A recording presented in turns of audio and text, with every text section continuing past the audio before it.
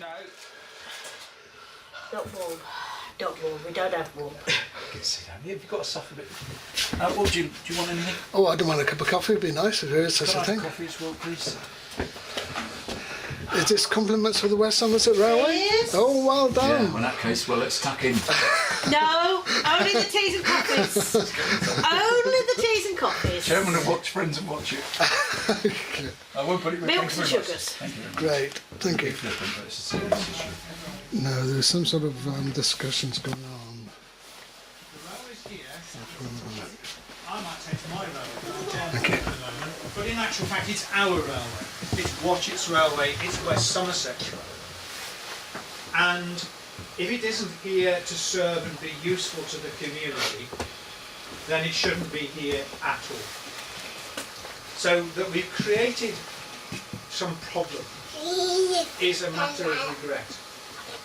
What we've been doing, starting on Monday morning, with a meeting of the county council, the district council, the town council, the railway company, and this morning with the addition of the railway, two colleagues from the railway inspectorate, who are our enforcing authority, who really ultimately tell us what we can and can't do. We've been trying to see what are the options and what are the solutions to build on the improvements we've made to the crossing over time, and to actually solve the difficulties that some of you are currently facing. So the railway company can't do it by itself, because we've got to follow and obey the law just as you have. We have got some ideas, and I'll talk those through with you. We don't know which is the best yet.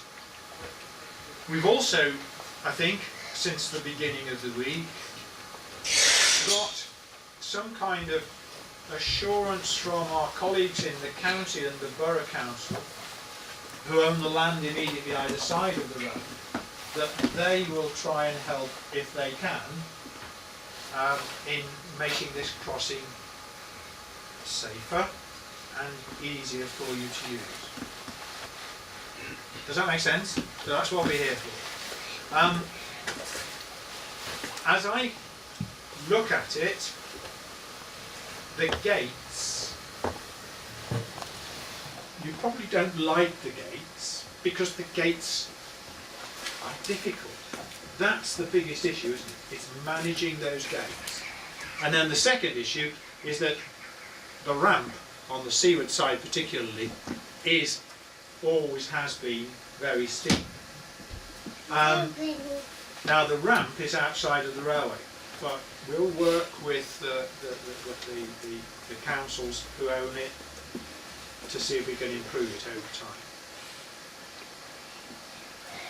Thinking about those gates, why are they there? They're there because if mum just loses concentration for a moment, gets caught with the shopping, I don't know, but another baby in a pram, or, and you live here I guess, you're on holiday here and you're not quite sure what's going on, then it was possible and has been possible for the last 20 years or so for a small child to run out in front of a train. But has it happened in the last 20 years? No, it hasn't. Not in the last 34 years that I've been here. It hasn't happened, but that doesn't mean to say that it's not going to happen, and neither you nor I would feel very comfortable if it did happen. And we said, oh well, but it's never happened before, so we didn't think it mattered, would we? Or would we? So you've only just decided now that it could happen, Well, 30 years ago. I'll come on to that by way of explanation. The crossing that you've had and you've enjoyed, the sea, it's exposed to it's exposed to the weather, it's exposed to use, and periodically people have messed about with it. Now, I hate to use the word vandalism because you get very protective of the community. We don't have any vandalism here, but we have had to attend either to breakdowns due to age or breakdowns due to vandalism on an increasing number of times. So the crossing wore out. We should have had gates there for the whole of that period of time. That we didn't, we would have had a serious conscience, seriously on our conscience, had there been an accident. Because the level crossing order, the regulations that I talked about, say quite clearly, there should be gates. So we've got away with it. We have got away with it. The railways got away with it, and thankfully, no one has actually got hurt. Can I just say something? You know, we all know what we're here for today. You're on your issue of safety. Yes. Talking about the footbridge, I know that's nothing to do with what we're here for today, but it's on safety. The footbridge is closed due to it not being safe, but we allow this train to go underneath it, then we go out. Isn't that a safety issue? The latest report from the Somerset Council indicated that the footbridge is safe to remain in that situation for 12 months. That's their engineer's report. I did question that because Nothing in the pipeline to get it. From the railway's point of view, we don't own the footbridge. I've asked them to confirm that it's safe to remain in that situation.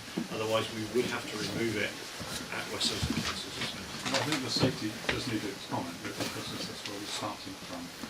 Because, in my understanding, the majority of people in Watchet don't feel safe with the gates. They feel less safe. You know, this is interesting. And that's absolutely not only the disabled. So, you know, it's of everybody. And a survey was done, and you can say, oh, we could do a better survey, we could do a bigger survey, but a survey was done which is indicative of the mood and understanding and experience of the people. And it found 75% of the people found it less safe now, or, in fact, dangerous. And just to give you an illustration of that, and for the benefit of our visitors who are, you know, it's this thing, and I do it myself. Move back a bit, slightly. Hold the gate. You're looking at the gate, dealing with that, trying not to bang it. Perhaps you're on the middle of the line before you realise, oh, I better look left and right. And I do that, and I catch myself doing it, and I see everyone else doing it. And if you look on the YouTube films that have been made about the demonstration, you'll see that a volunteer, you know, just trying to accommodate people, not trying to be awkward about him, just trying to accommodate people during the demonstration, open the gate for people. They say, thank you very much, and they walk through. And that's what happens day in, day out. Every time there's someone coming up behind you, you won't just walk off, you know, because we are a sharing, friendly community. We will stand back and we'll open that gate, and we will invite that person to walk out onto the railway line, and they won't look until they're on it or past it, or maybe not at all. And we've taken the responsibility from them. So the other thing, just to say, I know you have to come in with something, but the other thing to say is if you've got a mobility issue that slows you down, say you're on sticks, or let's say you're deaf, or you have hard of hearing, and you could have both.